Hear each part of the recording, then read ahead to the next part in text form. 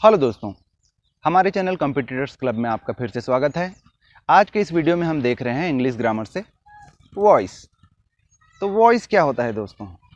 Voice जो है एक किसी सेंटेंस में वर्ब का पार्टिसिपेंट्स के साथ रिलेशनशिप बताता है, अर्थात जो करता है उसका क्रिया के साथ संबंध बताता है। अब वो किस प्रकार से? तो एक वाक्य में जो है क्रिया या तो कर्ता पर, सब्जेक्ट पर फोकस्ड होगी, यानी जो वेटेज है या जो एम्फेसिस है वो कर्ता को दिया जा रहा होगा। ऐसे ऐसे सेंटेंस जो कहलाते हैं वो एक्टिव वॉइस में, एक्टिव वॉइस। तो इसी आधार पर वॉइस के दो प्रकार होते हैं, एक्टिव वॉइस और पैसिव वॉइस। इसमें सब्जेक्ट पर या कर्ता पर जो है इंपॉर्टेंस दिया जाता है और इसमें ऑब्जेक्ट पर इंपॉर्टेंस दिया जाता है। प्रश्न सामान्यतः इस प्रकार आते हैं कि एक्टिव वॉइस दिया होता है, आपको उसे पैसिव वॉइस में बदलना होता है। ये करने के लिए आपको दो चीज़ें आनी जरूरी है। पहला, एक तो आपको जो है स्ट्रक्चर समझना आना चाहिए, सेंटेंस का स्ट्रक्चर समझना आना चाहिए। और दूसरा, टेंस आपका क्लियर होना चाहिए। तो एक्टिव वॉइस का सामान्य स्ट्रक्चर क्या होता है? सब्जेक्ट होता है, हेल्पिंग वर्ब होता है, नहीं भी होता है, मान के चलें कि होता है।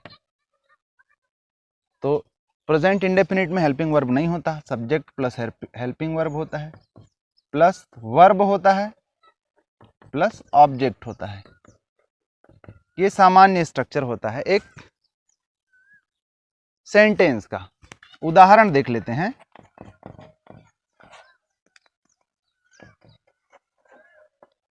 Mohan was writing a letter। देखिए, मोहन क्या है? सब्जेक्ट है। was जो है हेल्पिंग वर्ब है। राइटिंग जो है वर्ब है, वर्ब का जिरंड फॉर्म। और अ लेटर जो है वो है ऑब्जेक्ट। तो मोहन पर जो है एम्फेसिस है, जोर जो है मोहन पर दिया जा रहा है कि मोहन एक लेटर लिख रहा था। पैसिव वॉइस में क्या होगा? ऑब्जेक्ट पर जोर दिया जाएगा। तो पैसिव वॉइस का स्ट्रक्चर क्या हो जाता है दोस्तों? ऑब्जेक्ट को ले लेते हैं पहले, प्लस हेल्पिंग वर्ब यहां पे आ जाता है, प्लस कुछ कंडीशंस में यहां पे बीइंग आ जाता है। वो मैं बताऊंगा कौन से कंडीशन में। कुछ कंडीशन में यहां पे बीन आ जाता है और वर्ब का थर्ड फॉर्म। पैसिव वॉइस में हमेशा वर्ब का थर्ड फॉर्म आता है और उसके बाद हो जाता है सब्जेक्ट।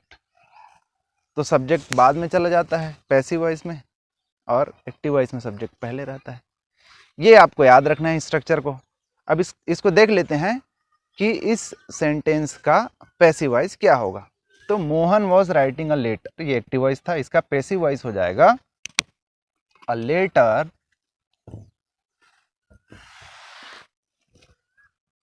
ये एक्टिव है, इसका पैसिव देख लेते हैं। ये हो जाएगा अ लेटर, ऑब्जेक्ट पहले आ गया। हेल्पिंग वर्ब क्या है इसका? वॉज बीइंग, वर्ब का थर्ड फॉर्म। तो राइटिंग का हो जाएगा written by, plus subject. Subject कौन है? मोहन। अब आपको क्या याद रखना है? आपको तीन चीजें याद रखनी है। पहला तो आपको ये स्ट्रक्चर याद रखना है, उसके अलावा तीन चीजें आपको ये याद रखनी है कि इंडेफिनिट टेंस में तीन इंडेफिनिट टेंस होंगे। क्या क्या? Past, present and future. Past, present and future. अगर एक्टिव वॉइस या सेंटेंस जो है इंडेफिनिट टेंस में हो, तो जो हेल्पिंग वर्ब होगा, हेल्पिंग वर्ब वो अगले टेंस का लगेगा, अगले टेंस का। अगला टेंस कहने का मतलब इंडेफिनिट टेंस के बाद जो अगला टेंस आता है वो आ जाता है कंटिन्यूअस टेंस। कंटिन्यूअस टेंस, तो कंटिन्यूअस टेंस में जो हेल्पिंग वर्ब लगते हैं वो लगेंगे। ये हो गया पहला नियम। दूसरा, ये स्ट्रक्चर तो आपको याद रखना ही है। दूसरा कि एक्टिव वॉइस अगर कंटिन्यूअस टेंस में है,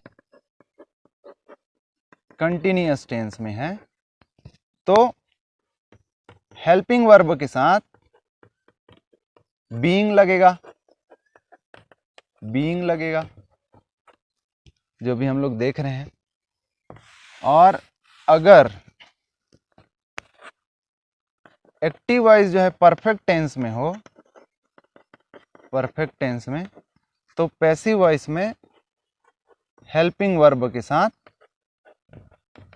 बीन लग जाएगा। एग्जाम्पल देख लेते हैं। जैसे एक एग्जाम्पल है आपका, एक कंटिन्यूअस का देख लेते हैं, एक परफेक्ट टेंस का देख लेते हैं। कंटिन्यूअस का एक एग्जाम्पल है,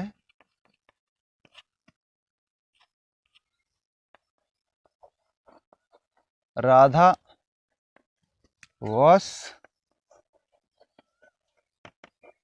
कुकिंग खिचड़ी। राधा सब्जेक्ट है, कुकिंग वर्ब है, was हेल्पिंग वर्ब है, खिचड़ी जो है ऑब्जेक्ट है।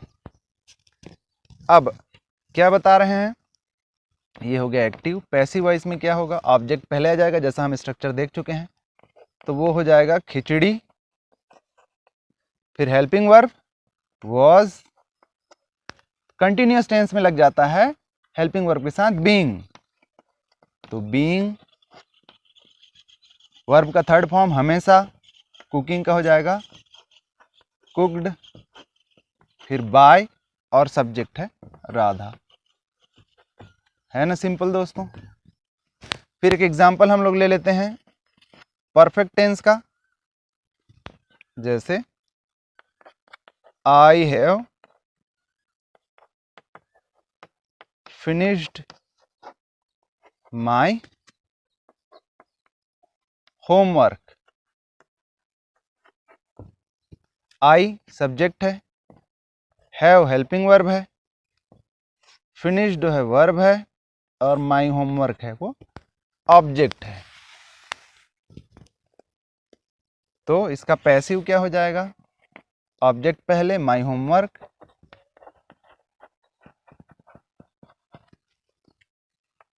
हैव का हैज हो जाएगा क्योंकि होमवर्क जो है सिंगुलर के सेंस में जा रहा है, तो my homework has perfect tense के साथ वर्ब के साथ लग जाता है, हेल्पिंग वर्ब के साथ लग जाता है been, my homework has been, verb का थर्ड फॉर्म फिनिश्ड। बाय में लिख भी सकते हैं, नहीं भी लिखने की जरूरत है क्योंकि ऑब्वियस सेंस ये पता चल रहा है कि मेरा होमवर्क मैंने ही किया होगा। तो इस तरीके से तीन चीज़ें आपको याद रखनी है। एक तो आपको स्ट्रक्चर याद रखना है, सेंटेंस का स्ट्रक्चर कैसे होता है। दूसरा आपको टेंसेस याद रखने हैं क्योंकि उसी आधार पर आप निर्धारित कर पाएंगे कि इंडेफिनिट टेंस के केस में अगला जो टेंस है उसका हेल्पिंग वर्ब कौन कौन से हैं। फिर ये दो चीज़ें याद रखनी है कि कंटिन्यूअस टेंस का जब पैसिव वॉइस बनाना होता है तो हेल्पिंग वर्ब के साथ बीइंग लग जाता है, और परफेक्ट टेंस का जब पैसिव वॉइस बनाना होता है तो हेल्पिंग वर्ब के साथ बीन लग जाता है। होप आपको ये वीडियो हेल्प करेगा। अगर ये वीडियो आपको पसंद आया हो तो इसे लाइक करिए, अपने दोस्तों के साथ शेयर करिए और हमारे चैनल कॉम्पिटिटर्स क्लब को सब्सक्राइब करिए। Thank you.